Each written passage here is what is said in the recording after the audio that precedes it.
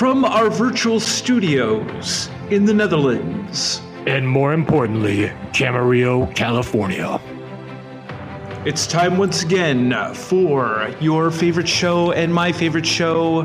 Yes, it is the Marketing Geeks, ladies and gentlemen. If it's not your favorite show, by the end of this episode, it will be, because we are going to deliver the goods. Get excited. Oh, yeah. So we're going to talk about predictions for 2018, 2019? It's 2019 already. 2019, I hope. Yeah. And we're going to give you all the skinny. Should you invest in Bitcoin? Should you go see the new Star Wars movie? Should you use Facebook marketing, Google AdWords? Or should you just shout from the rooftops, hey, everybody, I just want to listen to Marketing Geeks? That's what I would recommend. I kind of like your idea of 2018 predictions. I think Bitcoin's going to go down. That's what I'm thinking. No. It's going to go to 100,000. And now, everybody, once again, here we are. It is time for the absolute best show that you're listening to right now. It's the Marketing Geeks. Hello, everybody. Blowing ad budget on metrics that look great till the CFO sees them. That's bull spend. And marketers are calling it out in Dashboard Confessions. I remember telling my boss, it'll be good for the brand, when leads were slow. Yeah, it wasn't. Cut the bull spend. LinkedIn lets you target by company, job title, and more. Advertise on LinkedIn. Spend $250 on your first campaign and get a $250 credit. Go to linkedin.com/campaign. Terms and conditions apply. Pepsi Prebiotic Cola in original and cherry vanilla. That Pepsi taste you love with just 30 calories and no artificial sweeteners. Pepsi Prebiotic Cola. Unbelievably Pepsi. We're here. We're back. Yes. It's awesome. So, yes, we're going to go over predictions for 2019. We're going to talk about marketing trends, what you should expect as a marketer if you are a digital agency, if you are a freelancer, or if you're just a business owner who does your own marketing. We are going to go over all the things that you need to know to be successful for the coming year. What do you think, my friend? What's your big prediction right off the top? My big prediction for 2019, man, you're putting me on the spot. What's the big one? The big one is that I think that Avengers Endgame is going to be the #1 grossing movie in the box office. There you go. I'm going out on a limb. I'm going crazy here. I mean, this is like way out there, but that's what I'm going with. Wow, that is a big one. This is a big one. I don't know if I could top that personally.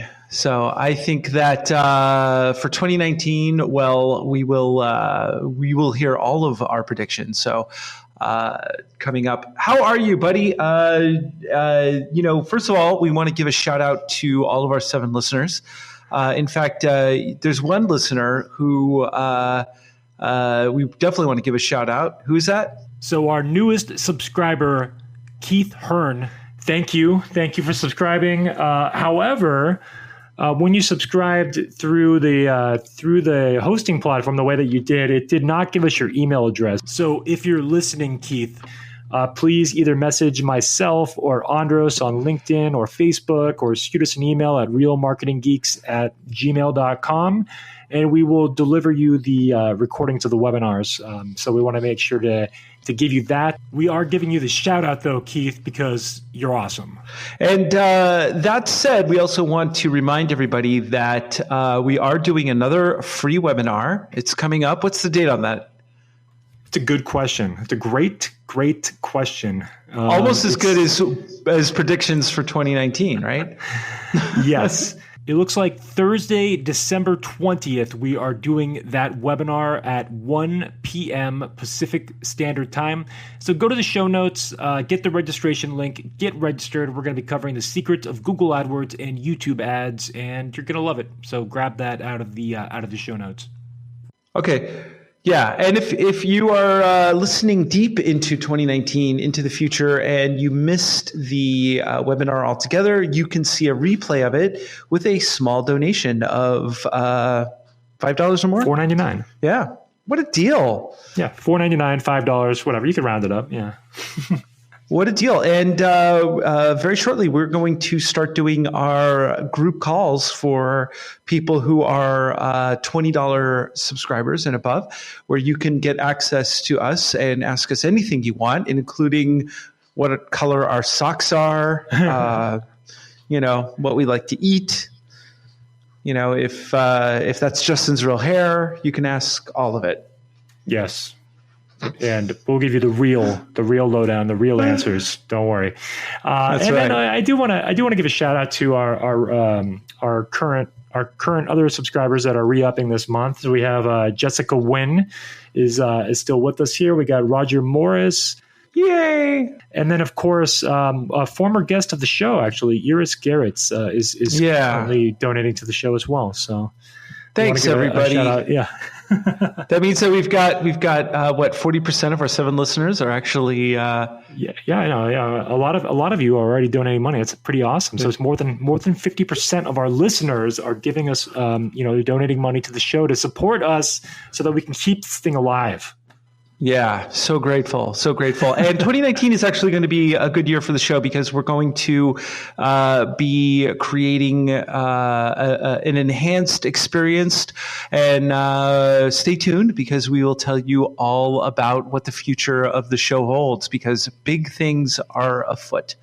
So without further ado, let's get into some marketing news. I love it. So here we are talking about some interesting marketing news. We read the news so you don't have to. Google has just introduced a WordPress plugin with integrated analytics, Search Console, and more. This is pretty cool. Basically, it's a plugin directly for WordPress. Now, of course, WordPress has just come out with a new version of WordPress. It's 5.0. Gutenberg has a web builder, makes it very easy to build a website if you've never done it before. And now there's a plugin from Google that allows you to connect Google Analytics directly to it. So you can see your Google Analytics from the back end of the website without having to go to Google Analytics itself. That's kind of neat. That's very nice. And if you've ever used Google Analytics, you know that it's quite cumbersome. It's quite you have to know what you're doing to use it. So hopefully this simplifies it a little bit for other people too. But at the very least, it'll simplify that you could just track one website through one plugin. I like that. Yeah, and the beta version is active right now. It's if you just look up Google Site Kit for WordPress, you should be able to find it and get the beta version of the plugin. But the full version will be released later this year. So that's pretty cool. And in other Google news, some Google products are getting sunsetted, shutting down completely. One of them is, did you ever use Google Allo? I've heard of it. That's as far as I got with it. I think I even downloaded the app once, but I never used it. I don't think I ever opened the app, but I downloaded it. Well, Google Allo was it hasn't been around very long. It was a short-lived product. It was a chat bot virtual assistant for your phone and designed to basically be a sort of AI virtual assistant. And so that it was a cross between like a chat app and an AI app, but nobody really used it. So Google Allo is disappearing, and so is Google Hangouts. That is also disappearing. And then the Google Plus, which was, of course, the Google's entry into social media.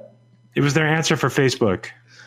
Right, which wasn't a good answer at all because there was a huge hack that found it had been exploited for years, and I don't think they can fix it. So they're shutting the entire platform down.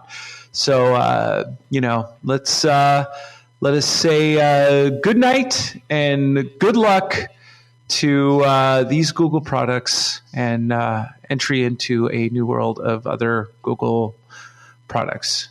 So Godspeed. There you go. Godspeed, y'all. What do you got for us, man?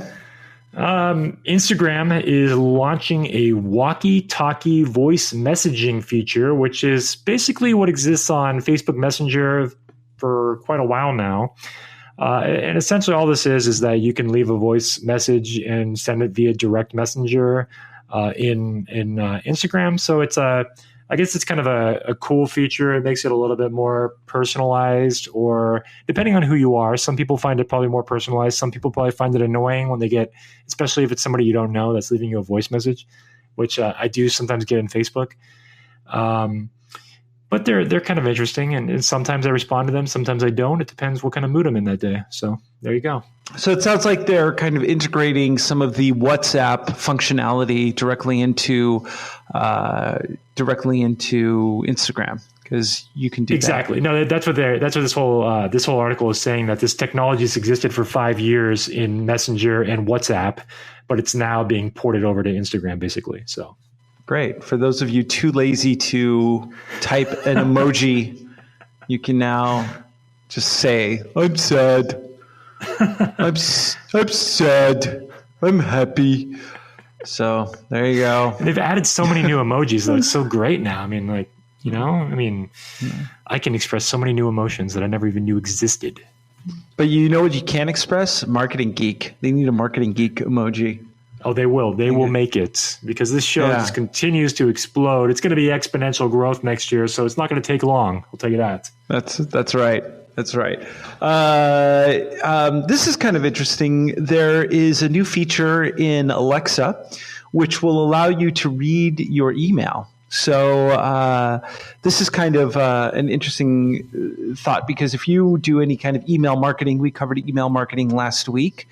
Very thorough conversation with our guest, Justin Womack, who is a email marketing king.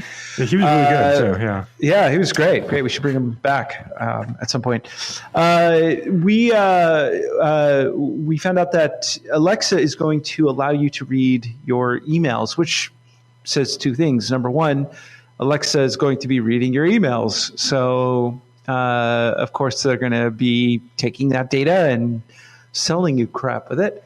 But the other thing is that if you're doing email marketing and you use, let's say, a lot of photos, or you use the wrong kind of headlines, Alexa will skip your emails. So if you haven't listened to our last show that talked about email marketing, definitely do that, because some of the tips and tricks that we talked about in there will apply to this new sort of thing. So if you are an email marketer, this is definitely something that you want to pay attention to, because people are going to have their emails read to them through digital assistants from here on. It's very interesting, but like you said, though, I mean, Amazon, it's not enough that they're listening to our verbal conversations. They also want to read our emails, because sometimes we're reading in our own heads, internal monologues, and they can't hear those yet. So they just want us to give them access to the emails so they can read those too. Right. Of course. So, anything else that you got for us? That's it for Geek News. All right. So, on to the meat of our show. So, we want to go over some of our predictions for 2019. I always like to do a little, just my own predictions. I predicted last year that Bitcoin was going to dip and then continue to rise. I was completely wrong about that. I know. I predicted that. By this time, some people in the current administration would be arrested, and I was correct on half of those people. Some of those people have not been arrested yet, but I think they're going to be arrested next year because of the deep state and all that. I didn't get any guacamole on my chips. It must be the deep state. And but we want to go over some of our big predictions for this year, and boy, we have a lot of them. Are you ready? I'm ready. All right. Okay. So first of all, there's definitely some trends that Justin and I have been noticing, and there's been some revelations within the marketing community, specifically as the agency model itself starts to crumble in a way for. We've got the gig economy, we've got more freelancers, we got virtual agencies. In fact, I guess you could say that I run a virtual agency. Justin, you're part of a virtual network as well, right? Yeah. I mean, I run a virtual business basically, and you could call it an agency, except I don't have too many employees. So, yeah. But yes, virtual agency. Yeah, and so and this is kind of interesting because there's an interesting phenomenon happening where the economy is shrinking, and part of the reason that it's shrinking is because people are now the nature of work is changing. Automation is displacing people. There are more and more people who are doing the gig economy, which means that they can't afford health insurance, which means that they can't afford to buy consumer goods as much. This is part of the reason that the stock market is shrinking. I don't see that as something that's going to change. But one thing that's not going to change is the need to do advertising.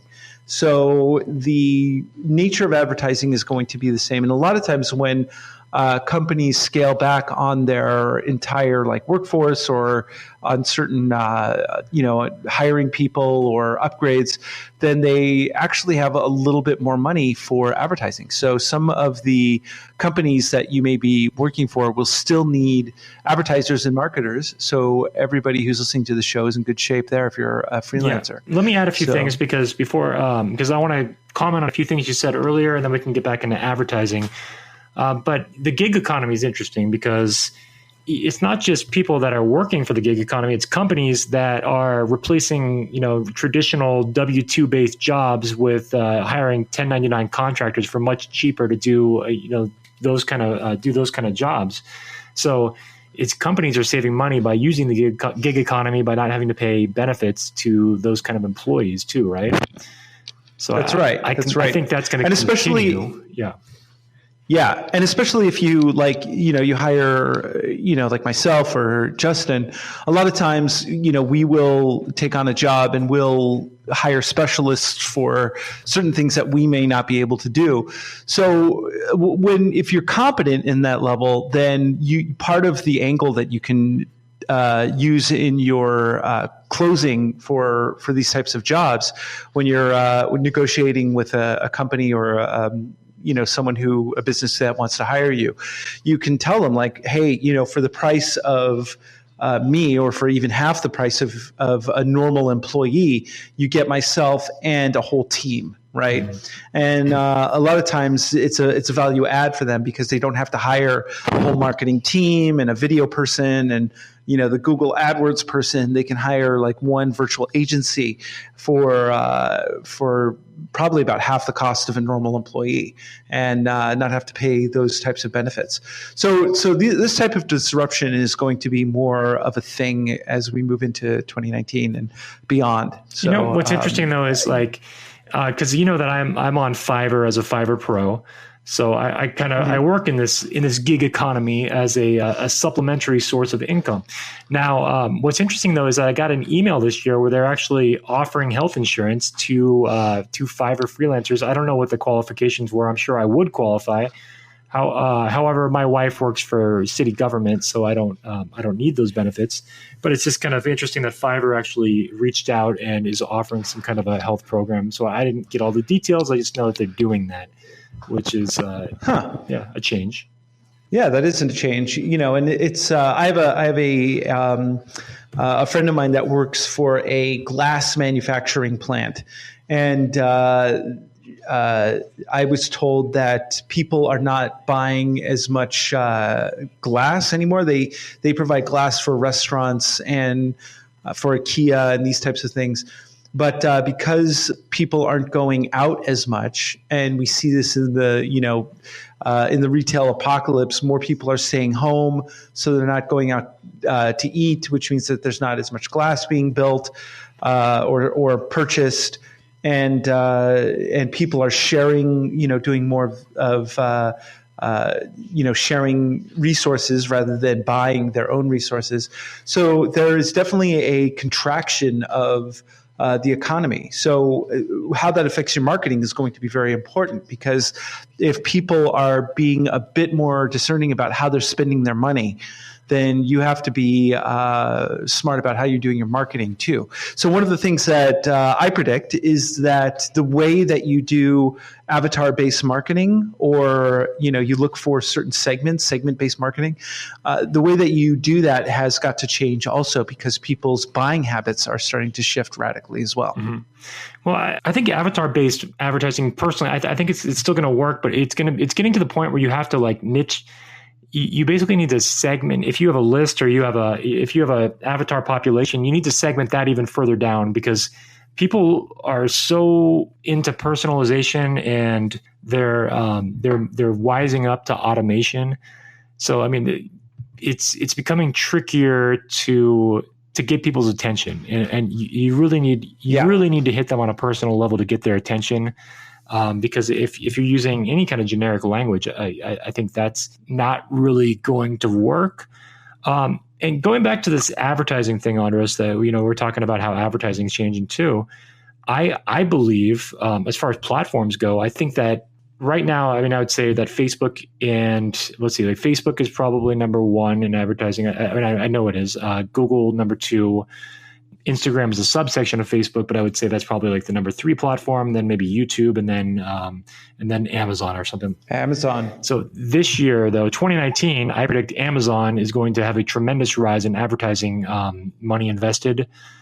And I believe Facebook's going to see a decline, partially because of the controversies, but more so because the prices on Facebook continue to rise, and it's a supply and demand issue. And I think Facebook, more and more people are learning how to use the platform, and they're investing there, but nobody's going to know how to use Amazon advertising. Not the general population anyway. And then I think that there's going to be money shifting to YouTube too, which we're going to be doing a webinar on shortly. But a lot of people don't know how to use YouTube advertising. And when people don't know how to use it in mass quantities, the prices are lower. And but eventually that it'll shift again, and so you have to kind of stay ahead of these trends. And I think Amazon and YouTube are Amazon, YouTube, and a little bit of Instagram are the places to advertise in 2019. Those are my opinions. Yeah, for sure. And then the question is, what kind of advertising? So another prediction is that it's really going to start to come down to quality content. So rather than just creating stuff that shouts at you that this is an advertisement for a product, you need to make content that seems to fit seamlessly into someone's stream. So the content that you create, that you use for marketing, has to be something that is engaging, something that people will want to talk about and share, because one of the things that I'm noticing more and more, and it's trickier to do, is that if you do a sales-oriented pitch, people will just turn off. They're not into it anymore. There's a huge desire for authenticity, realism. People want something that means something. And so for if you're not creating quality content, then your message will not be heard. So what kind of quality content does that mean? What does when I say quality content, what does that mean to you? Let me say a few things here. So because I pulled up a Forbes article kind of before we started recording here. And the article talked about how people are putting more and more trust into different sources than before. So the top 4 sources that people seek right now are people they know. They're seeking branded sites, editorial sites, or review sites, and those are the sources that they trust the most, more so than advertisements. So I think what's part of this, what's happened is that people have been duped by either ads that overpromised and underdelivered, or just they feel like they're just being inundated with so many ads on social media and these other platforms now that they're not as effective as they once were because they're oversaturated. Couple other points from this though are that at the end of this year, 2018. It's anticipated that 30% of internet users will be using ad blockers. So the more and more internet users are blocking the ability to advertise to them anyway. So that's going to be a challenge. I mean, there's still 70% of the open market there, but that's and advertisers will continue to beat ad blockers too, and then we'll find new ways to make them work. But it's always a challenge. It's something to be aware of. And like you said, Andros, though, I think we are moving into a more of a content marketing world where if you are not in it to provide value up front, and it has to be real value too, not just like, here's a checklist of 5 things where it's like 5 things that I could Google and find super easily, and I'm just giving this to you. It has to be something that's actually value to the end user, actually valuable. Yeah. So I think we're moving more and more into that. So that's a good point. As far as quality, and here's a perfect example. Like I have a client right now, they do fleet tracking for cars. So you have a bunch of autos that you want to track to make sure the drivers aren't, going to Disneyland or whatever, that they're actually going on their appointed rounds. So it's kind of Big Brother software. But all of they had a few videos, but all of their content was really sales oriented, like the feature benefits sort of way of doing advertising, and very sales oriented. And so when I was hired, they were having some trouble like being seen in the marketplace. So what I did was I started creating some content around starting off with just like a video that's more informational about why you need this particular product. So I start off with a bunch of data, like, did you know that 80% of employees spend 3 hours a day or more not working, right?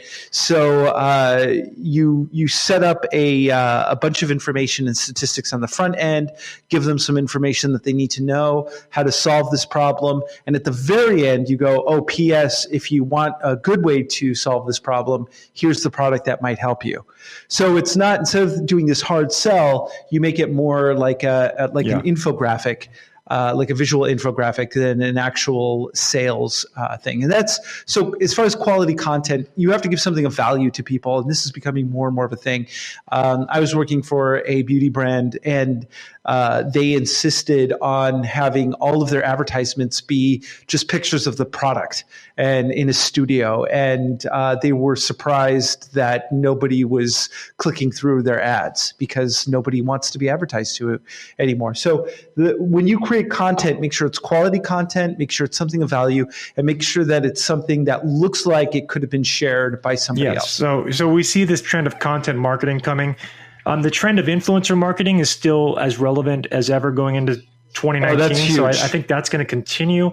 Yeah. And then, I mean, other things that are coming though are like content marketing is not just written.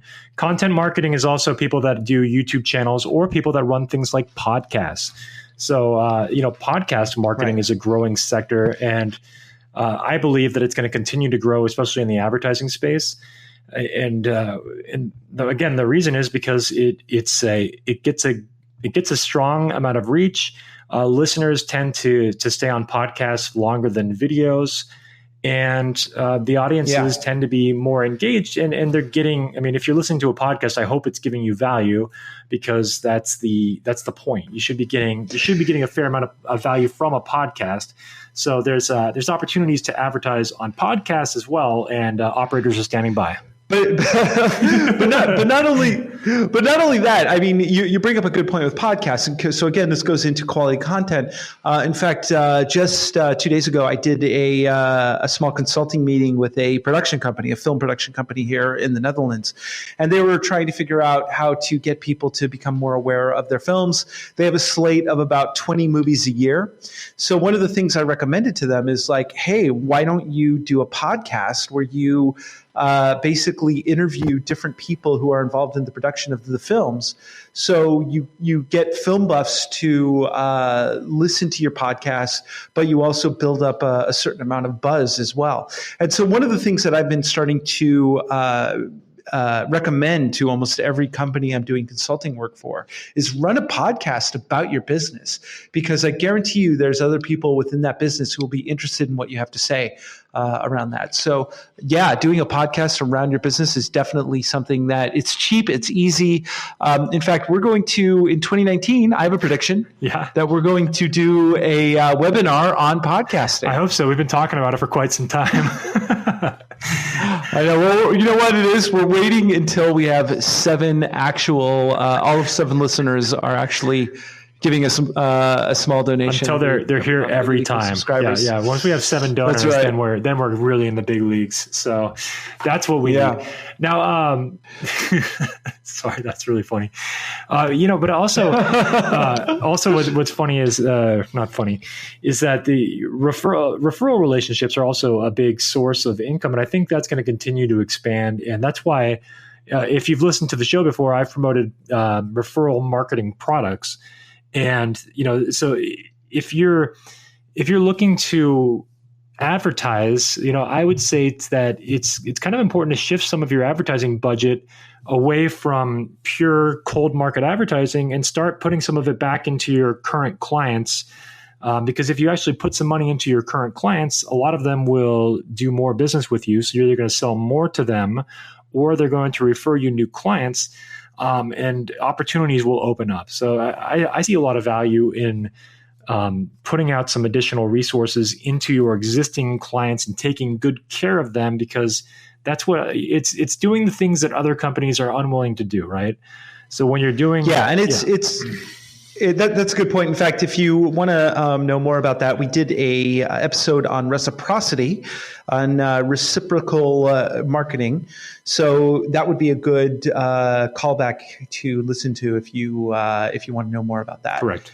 So but definitely being more customer service oriented, taking care of the customer journey and the customer experience. That's something that you definitely have to be more cognizant of moving forward. One of the other interesting things that is a kind of a small tweak in just the way that we receive media is the age of vertical videos. Now, a long time ago, which was like last year, I would always tell people, if you're going to film something, never ever hold the film, the camera vertically. Always hold it horizontally. So it gives you that nice aspect ratio that we're used to in the movies, that kind of postcard shape. But nowadays, people have been getting more and more used to watching videos shot on their cell phone just vertically, especially with Instagram stories and different platforms like that, where we're becoming accustomed to just seeing a vertical video. Mm-hmm. So now it doesn't really matter if you shoot a video vertically. In fact, if you're going to shoot a video that's going to be on Instagram, well, then vertical might be the way to go, because most people are watching video that way. So this is kind of an interesting shift in perspective, because if you do hold the phone horizontally, then the video will be smaller on the phone itself when people are watching it. Most people will not tilt their phone sideways. Well, so we're moving into. As time goes on, mobile will be absolutely dominating the way that we consume media, right? So, it is now. It is already now, but it's going to continue to expand even more and more and more. And so, people are watching videos on their cell phone. So, the cell phone is designed for vertical videos. Really. So, it makes sense to me. So, right. Yeah. So in the old days, when it used to be like frame the video in a way that the rule of thirds, where you have like your subject on 1/3 of the screen, either on the left half or the right half. Now you've got to frame your videos so it is more vertical oriented. So as a filmmaker and a lover of film, it makes me cringe to think about this, but you have to think about all of your marketing now as mobile first, especially especially in 2019. Mobile, in fact, now that Google has changed our algorithms, so if your website is not mobile optimized, they're going to dock you. They're going to actually de-rank your site, even if it has good ranking. So you'll have to make sure that your site is mobile optimized. It is what Google calls AMP ready. They have their own little system for making sure that it's mobile in the best way possible. Mm-hmm. So, think about just like your own mobile experience when you're sitting on the toilet, like reading the news and, going through Facebook. What are the things that you stop on? What are the things that you read? You need to make sure that all the content that you're creating and all the marketing you're doing fits around a mobile phone. Now, I watched an interesting video about advertising yesterday that was about it was basically about how to get attention in advertising. And one of the things they were discussing was that if you're on Facebook, a lot of people are just scrolling through their feeds like pretty fast and moving really, really quick. So the idea was that the visual imagery of your ad is actually more important than ever in terms of getting somebody's attention. So I'm kind of backtracking here. I'm going back into advertising, but but if you're not adding like filters or doing something that kind of shocks the system.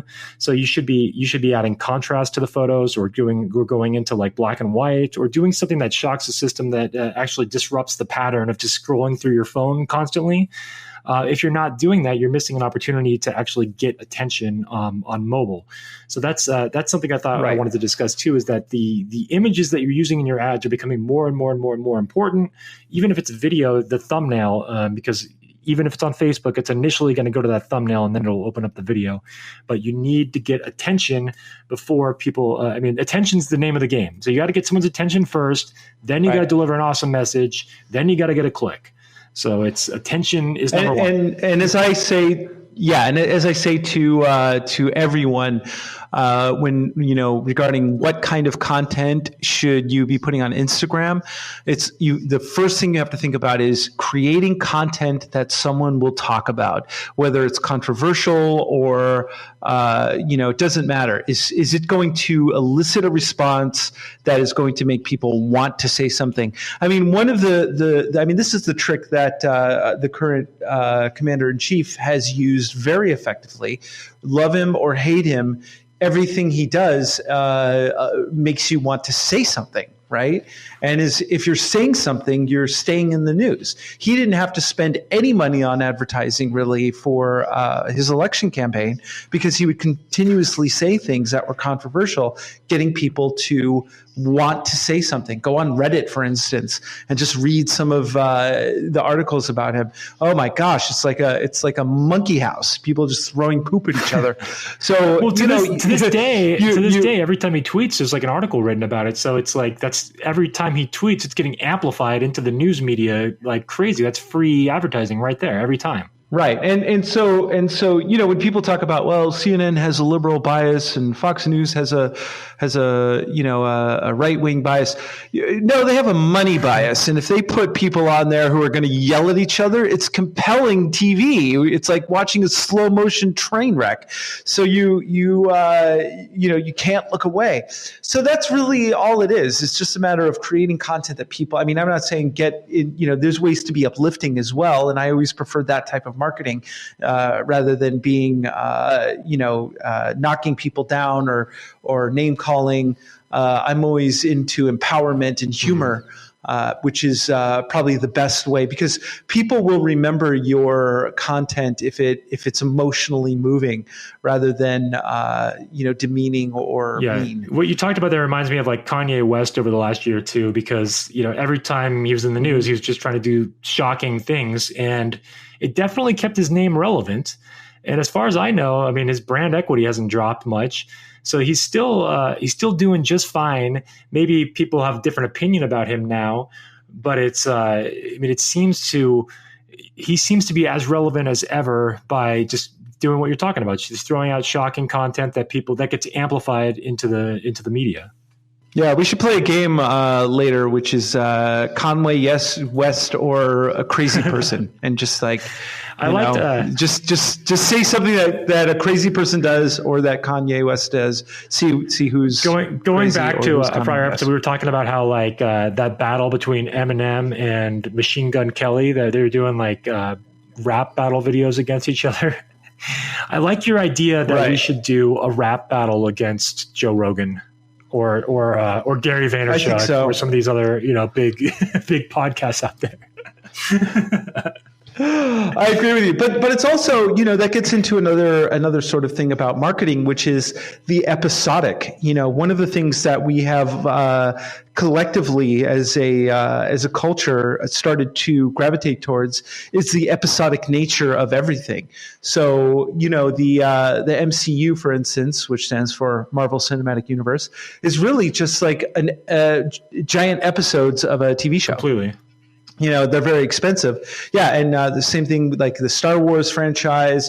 We're used to Netflix binging. We're not used to watching one-off movies as much. So creating content that is interconnected. In fact, I was just reading that Disneyland is creating these Marvel experiences in their different theme parks, and they're actually going to have the entire thing be story-driven and interconnected. So when you go to Disney Paris versus Disney Anaheim versus Disney World, they're going to be different Marvel experiences, but they're all going to be interconnected with each other on some level. So interconnectedness. Very smart.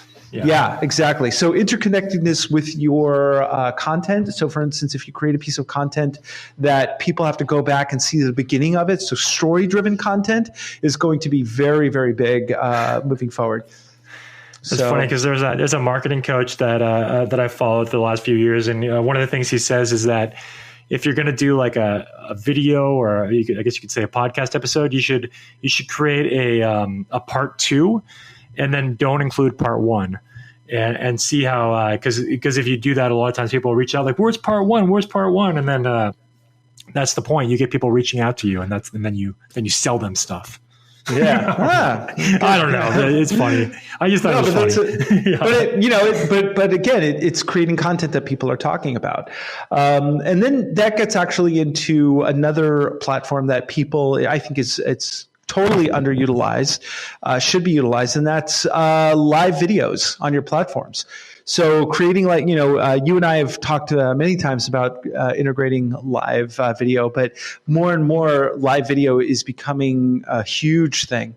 So creating live content is something that you definitely want to start doing as a marketer, and integrating live content. And it's easy to do. It's easy and cheap, and you can just throw stuff up on the fly.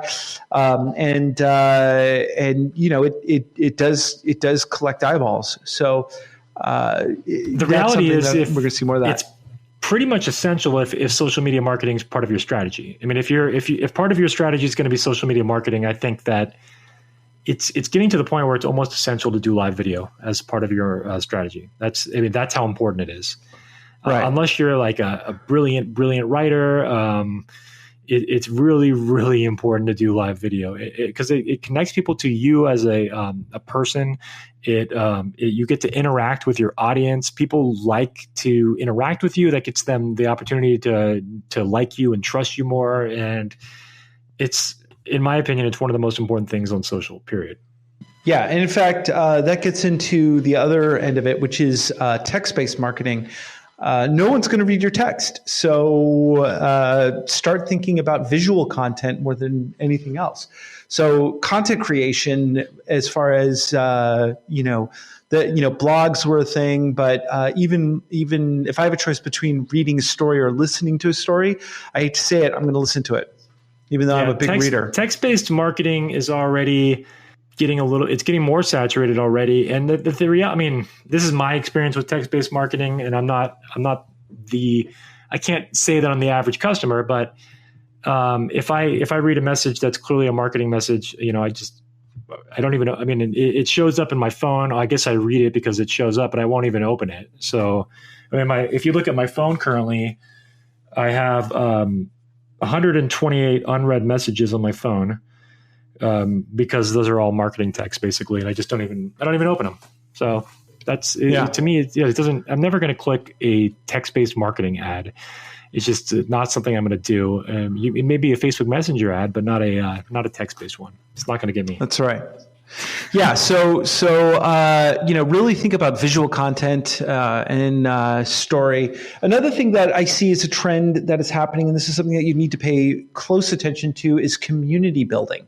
So you were just talking about reciprocity, taking care of your customers, but also building a community around your particular service or product. So going back to the production company I was just doing some consulting work for, that's why I kind of recommended, like, hey, why don't you start kind of like a movie club where you have your community that is interested in the movies that you're coming out with. So it creates a conversation, and people are dying to be part of a community nowadays. It's again one of the rises of why the current president has been so effective, is because in some sense he created a community of people who felt disenfranchised. So now, that's a really good topic, and I think we definitely need to do an episode on community building next year. So that's another prediction of 2019 will be an episode on that. That's actually one of my focuses next year is to get more into community building. I'm a member of Digital Marketer. They have a subscription service called Lab, and they have a whole certification course on community building that I'm kind of in the middle of taking right now. So it's funny that you bring that up.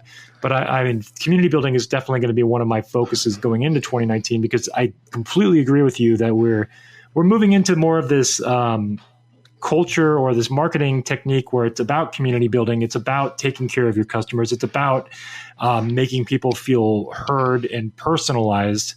And so less automation, more personalization. If you could integrate automation tools with personalization, that's awesome. But it's the generic automation is not going to be working. Like that's you can use your email marketing tools will still be fine, but I mean, like, the more generic you are in wording, like even if you go on LinkedIn and you because I get so many LinkedIn messages of people that send these generic messages and I just ignore them all. But if somebody takes the time to personalize a message, I will read it. I will respond to it. I just don't respond to generic text. It just I can recognize it instantly. If you lead with a pitch, I'll pretty much ignore you.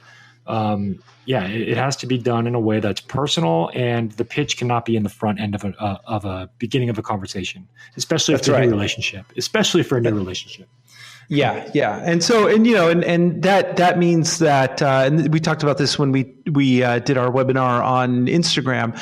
If somebody leaves a comment on your platform, leave a comment back and make it personalized. Make it very personalized. Don't just leave an emoji, smiley, or saying nice or something just to save time. If you take an extra 5 seconds with each of these people, they'll feel a little special. I mean, one of the things about social media is that if somebody likes or responds to something we're doing, it releases a little dopamine, which is a drug that we are all addicted to. So make sure that you are very specific with people, that give them that little extra service, and that helps to build your community as well. Yep.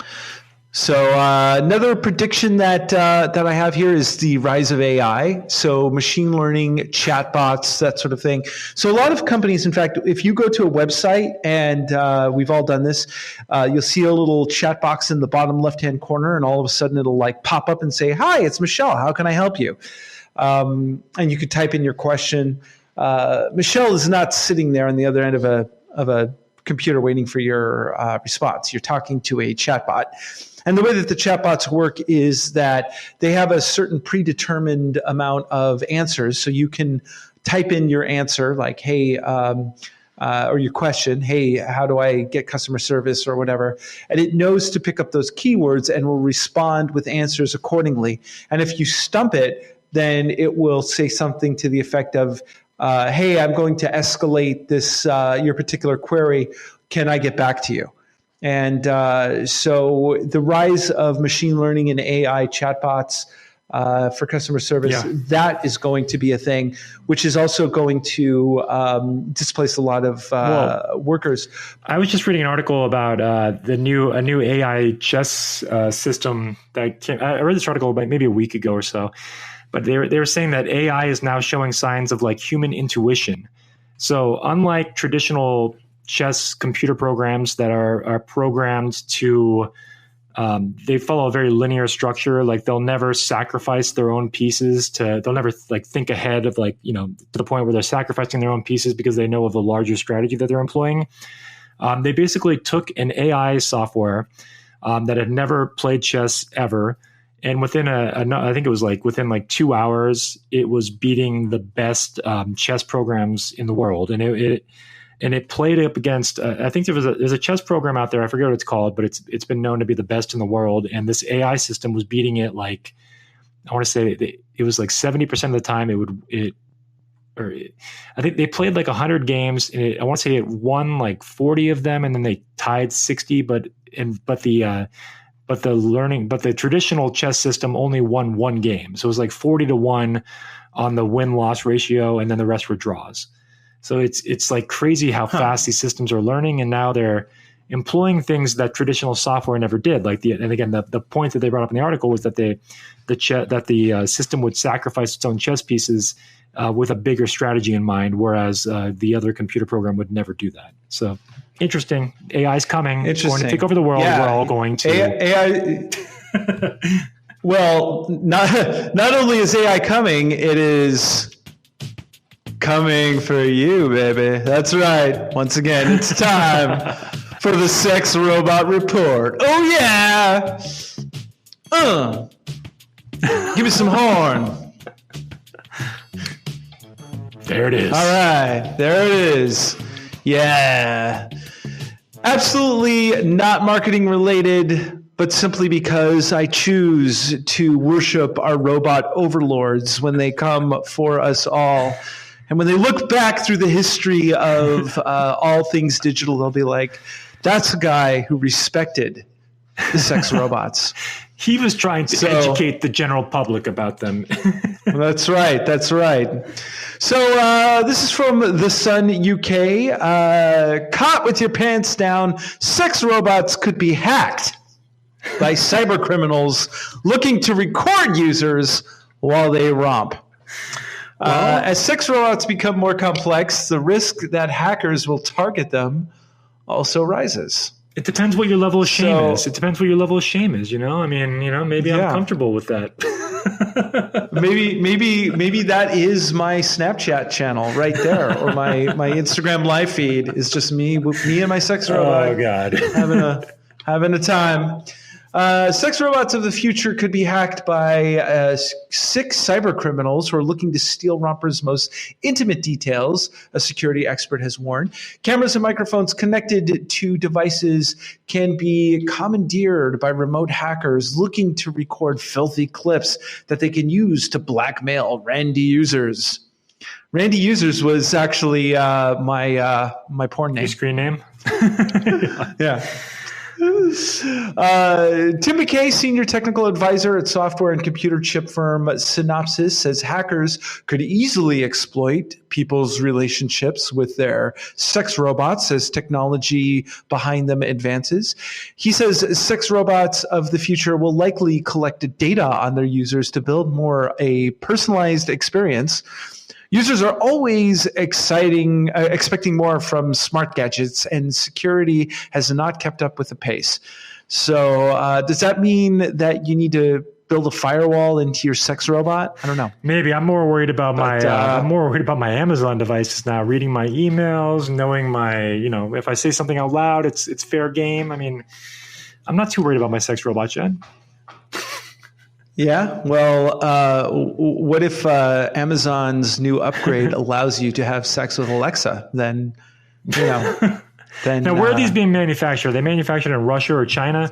Is that why we're worried? I mean, is that like? I think it's just more of a general concern about the whole, like, just them getting hacked in general. Like, your phone can get hacked, your sex robot could get hacked. I don't know. I don't have the answers to these questions. I'm just here to report them. So all we can do is just wait until the next Alexa upgrade. And with that, we conclude another fine edition of the Marketing Geeks Sex Robot Report. And especially fine rendition and episode. What a great one. Yes. So, all right. So before we close out the show, we'd like to go over some of the predictions for movies 2019 and which ones are going to be awesome and which ones are going to suck robot electronics. Well, let's start with the obvious one, because I do believe firmly that Avengers Endgame, where the trailer just got released a few days ago, is going to be awesome. I'm excited for Avengers Endgame.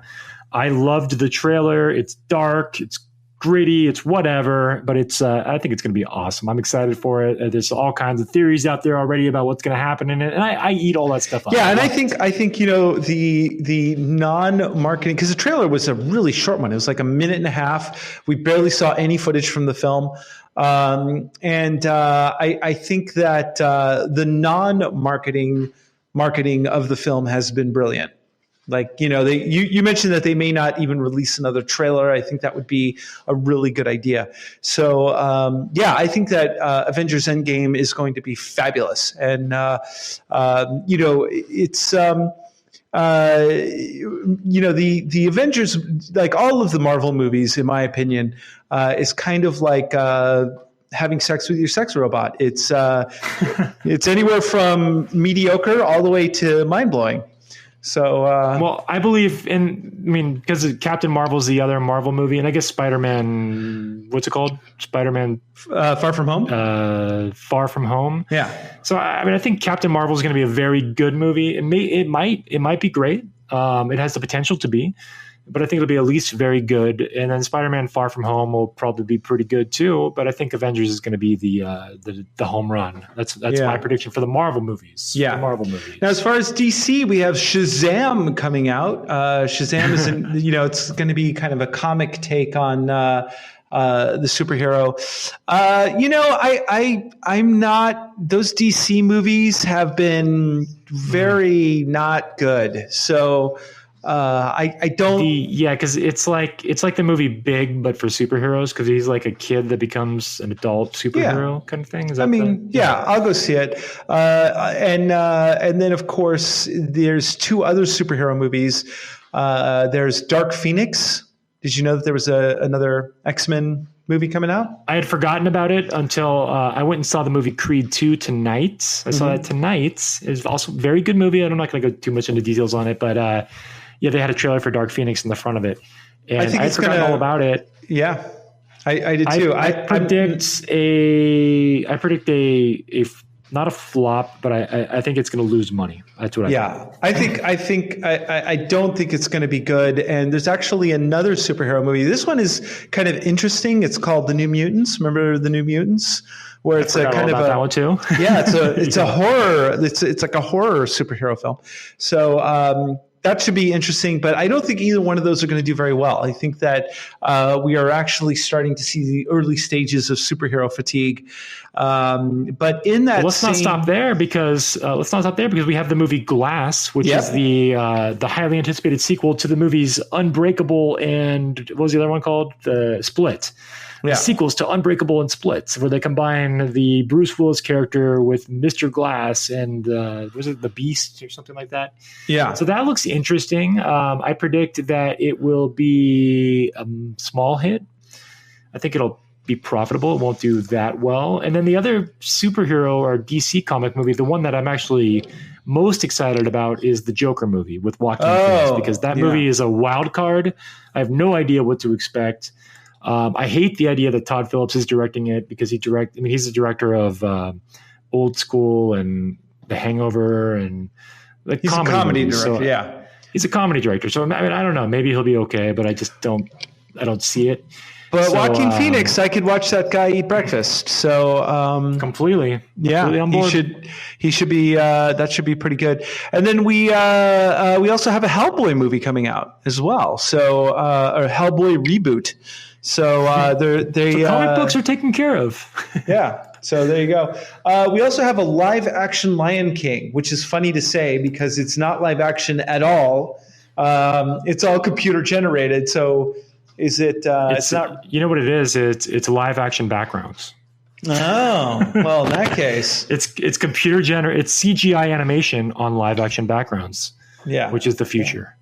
So Jon Favreau is directing that. That should be, and they're bringing back James Earl Jones as the voice of Mufasa. So, which I think I don't like that idea because it's just like you're basically remaking the original. Then, which I mean, he's good. Obviously, I like James Earl Jones, but I just I feel like, is this really necessary if we're going to use the same voice actors even?